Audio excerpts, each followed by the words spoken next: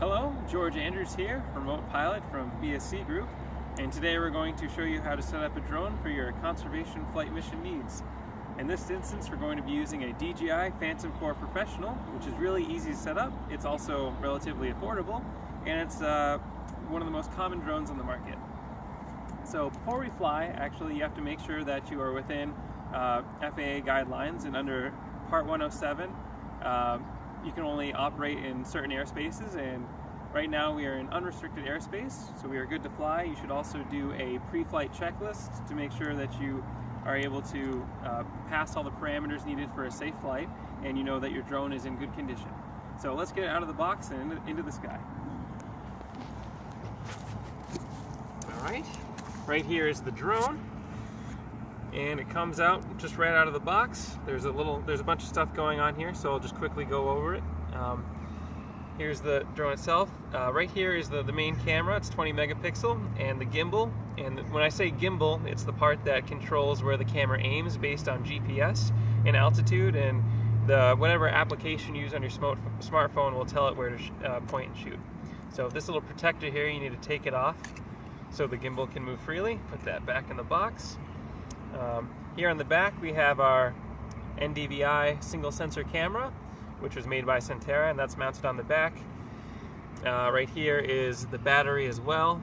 If you want to press that button, it'll tell you how much battery life is left, and right there we have 4 green bars, so we are fully charged. And if you need to replace the battery, you just press the clips, pulls out, you can put it right back in quite easily, and it is good to go. And let's go set it up. So you want to find a nice flat area. Right here it's relatively easy. If you can't get a good area, you can devise a landing pad to make it nice and even. If it's not even, usually the drone will not take off. So let's place it down. And now we need to add the propellers. This is a quadcopter, so this unit takes 4. And DJI has made it very nice and easy to attach them. You only need to find the corresponding colors that match with the top of the rotors. So silver goes on top of silver, and you just twist them in. All right. And black goes on top of black. 2 more here. Okay. And here's the last one. All right. That was really relatively quick and easy, and you should always double check, make sure that they're all attached, and it seems that they are, so those are good to go. Next, we need to flight plan our mission. And this is something you can do beforehand in the office, wherever you like, or you can do it in the field. It's quite easy.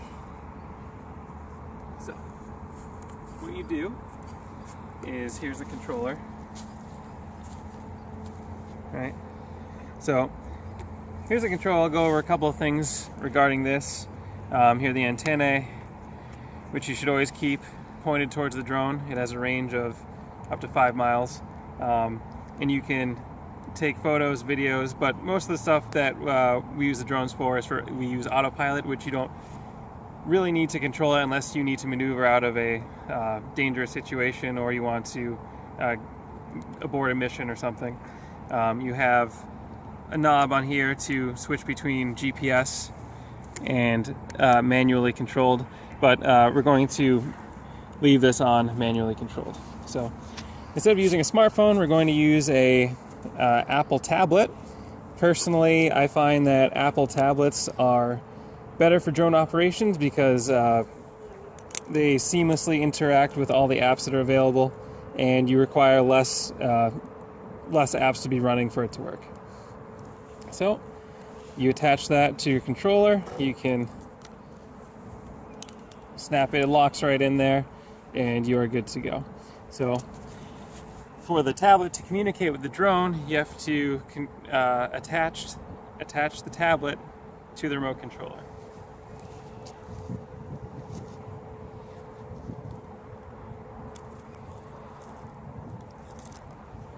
To do that, you have to use a micro to USB cord.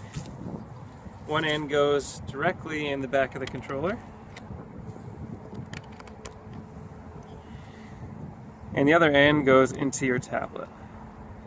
And once you get the hang of this, setup is even quicker than it is now. Okay. Let me just do this with two hands, because this tablet's a little bigger than the slot it's supposed to go in. There we go. So now we're all set to fly. So we're gonna fire up our app. In this instance, we're gonna be using Pix4D Mapper. Now, once you have the mapper up, if you wanna come over here and I can show you. All right, you can plan your mission. Can't see. Okay. All right.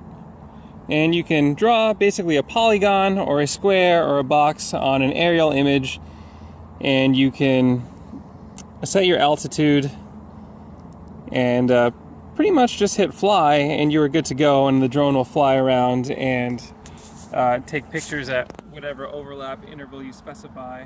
So there are a bunch of parameters which I won't go into, but you flight plan, you set your area, your drone will stay within those guidelines, and you send the mission to the drone and the drone will fly. So let me just draw a little box here for the area we're going to fly. Okay, and we can't fly above 400 feet above ground level. So let's do a quick flight at about 200 feet. Okay, set that in there. Alrighty, and so let's power it up.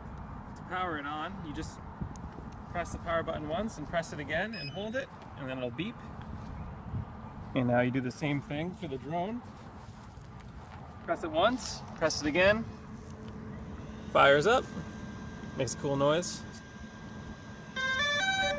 Kind of sounds like internet dial-up.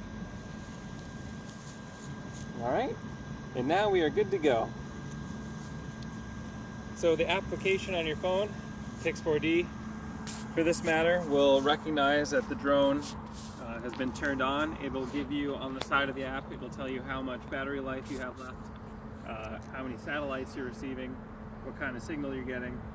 So it'll tell you all that information, and it'll let you know if it's good to fly. And according to everything on my screen, it is.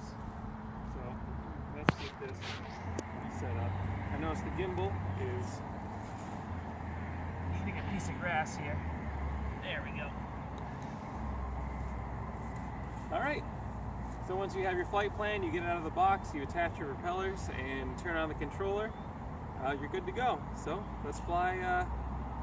Let's fly. I'm sending the mission to the drone, and it should begin takeoff. Once that gets loaded in, and it's loaded, we're ready to go.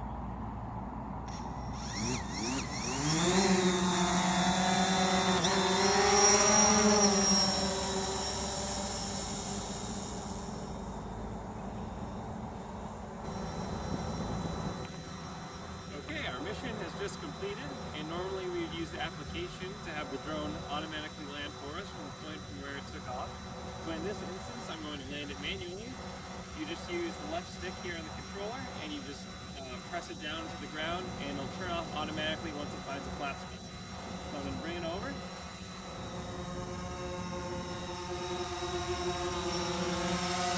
And now we're going to take it down.